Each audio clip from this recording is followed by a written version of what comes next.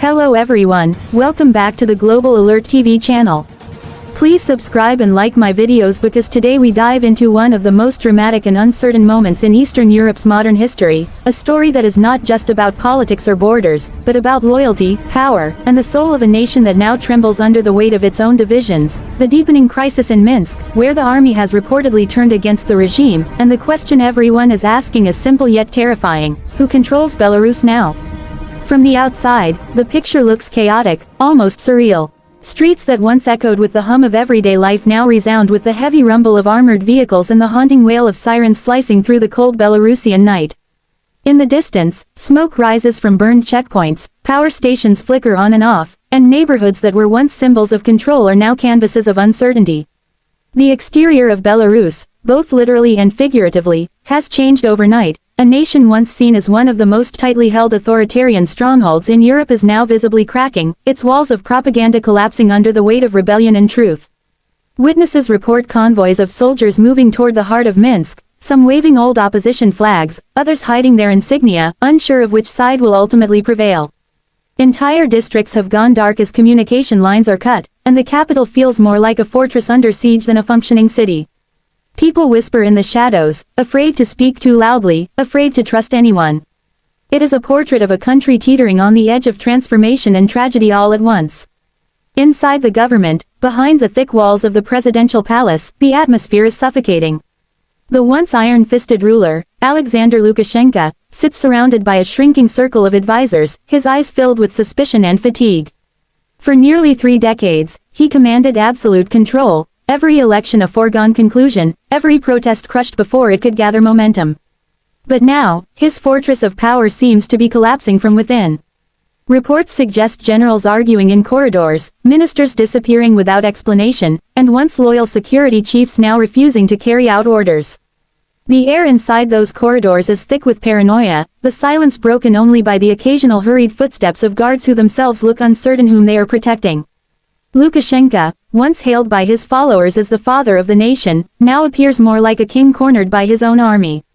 Intelligence leaks suggest that factions within the military are splitting rapidly, some aligning with opposition forces, others seeking to establish an emergency military council that could seize power in the name of national stability. For the ordinary Belarusian, the situation feels almost unreal, a moment they never thought they would see in their lifetime. The same soldiers who once stood as enforcers of state power now stand divided, some calling for democracy, others for order, and many simply for peace. The performance of the regime in this unfolding crisis has been uneven, marked by desperation and confusion. Loyalist forces still control key institutions, the state television network, the main airport, and several military bases around Minsk, but morale appears to be eroding fast. Soldiers who were trained to obey now hesitate. Police officers look over their shoulders, uncertain whether the person beside them is friend or foe. Lukashenko's televised speeches, once thunderous and defiant, have become rambling and defensive, his voice betraying cracks of fear as he insists that the situation is fully under control. But few believe him anymore. Opposition groups, both inside Belarus and abroad, are coordinating through encrypted networks, encouraging people to remain calm yet steadfast, urging the international community to recognize what they describe as the birth of a free Belarus. Meanwhile, on the streets, small acts of resistance have turned into symbols of courage, graffiti slogans, flash protests, and soldiers refusing to fire on civilians. Every hour brings new reports, new rumors, new uncertainty. The regime's once flawless performance of dominance now feels like an exhausted actor repeating lines to an empty theater. Safety, the most precious thing in any society, has evaporated. The ordinary citizens of Belarus are caught in the crossfire of a power struggle that no one can fully control. Mothers hurry their children indoors as dusk falls. Shops close early. Hospitals brace for casualties they pray will not come. The Red Cross and humanitarian agencies are preparing for possible evacuations as rumors of wider fighting spread. Borders are tightening, airports are on high alert. Russia, Belarus's longtime ally, watches closely from across the border, wary of getting directly involved but unwilling to see its influence collapse. Moscow calls for calm, but its military has quietly increased its presence near the frontier. European nations urge restraint and warn of sanctions if violence escalates, yet there is little they can do to stop what now seems like an inevitable unraveling. Minsk, once a calm and orderly capital, is now a city of barricades and broken windows, where trust has become as scarce as electricity. The psychological weight of uncertainty is enormous. Friends no longer know if they can trust each other, and soldiers are haunted by the fear that every decision they make could shape the fate of their country. What makes this story truly unique is its global resonance. Belarus, small though it may be in size, sits at a strategic crossroads between Russia and Europe, a vital bridge, a buffer zone, a symbolic frontier between two competing visions of the world. Whoever controls Belarus controls more than just its borders, they influence the balance of power across an entire region. That is why this crisis, though local in appearance, carries international consequences. Western analysts call it a potential turning point in the post-Cold War order. The East sees it as a test of loyalty. The West sees it as an opportunity for change. But for Belarusians themselves, it is simply a struggle to reclaim dignity after decades of fear. The irony of this situation is striking. A regime that once prided itself on stability is now the epicenter of instability, and an army that was supposed to protect its leader is now his greatest threat. The crisis in Minsk has become a mirror reflecting the deeper crisis of authoritarianism across the world. What happens when the pillars of fear finally crumble and those who once obeyed begin to think for themselves? But freedom, as always, comes with a price. The price of this rebellion is already being paid in blood, tears, and shattered lives. Economically, Belarus is collapsing. The national currency has plummeted, investors are fleeing, and the country's energy supplies are threatened. Banks are imposing limits on withdrawals, and shelves in local stores are growing emptier by the day. Politically, the cost is even greater. Decades of loyalty and fear have left society divided, between those who cling to the old order for security and those who are willing to risk everything for change. Families are torn apart by conflicting beliefs, and friendships dissolve under suspicion. The propaganda machine that once kept the nation in line has lost its power as ordinary. Citizens turn to social media and independent channels for the truth. But truth, like everything else in this crisis, is complicated. No one knows who is telling it, who is twisting it, or who is paying the ultimate price for it. And in this fog of confusion, one thing remains painfully clear: Belarus will never be the same again. As the night deepens in Minsk, the question of who truly controls Belarus becomes harder to answer. Is it Lukashenko, still clinging to power with whatever loyal forces remain? Is it the generals who now coordinate in secret meetings, planning their next move? Is it the opposition leaders abroad, calling for democracy and international recognition?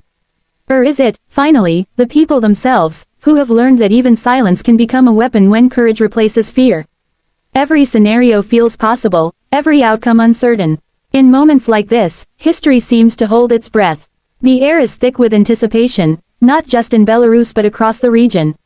Neighboring countries brace for spillover effects.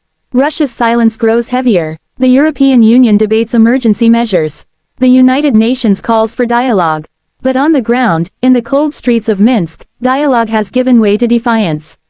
There is an eerie symbolism to what is happening. The heart of Belarus, a nation long associated with discipline and control, now beats with rebellion and doubt.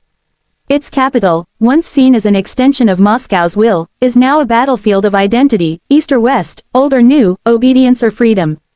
The crisis in Belarus is not just a story about politics, it is a story about the human condition, about what happens when people who have lived too long in fear finally decide to confront it. It is about soldiers realizing that their oath to protect the state does not necessarily mean protecting those who have abused power. It is about ordinary citizens who once bowed their heads now raising them to speak, even if their voices tremble.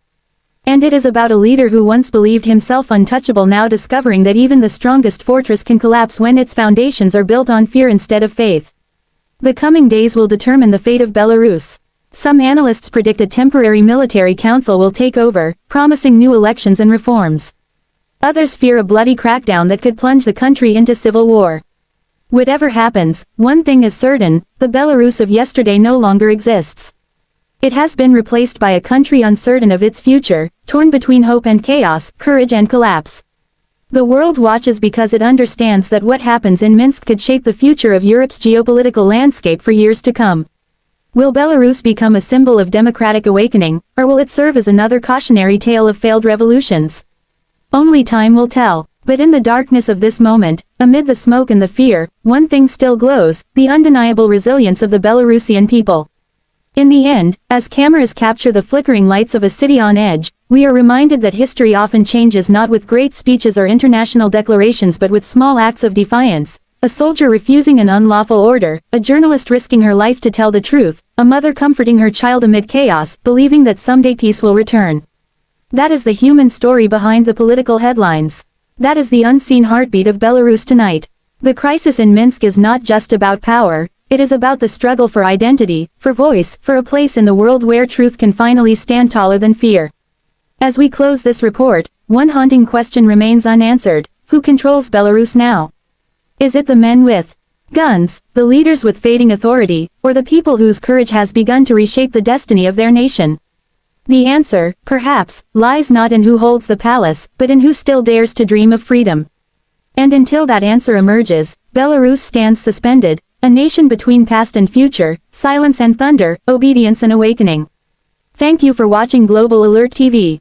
Stay tuned, stay informed, and as always, please subscribe, like, and share this video so the world never forgets the courage of those who stand up when silence becomes unbearable.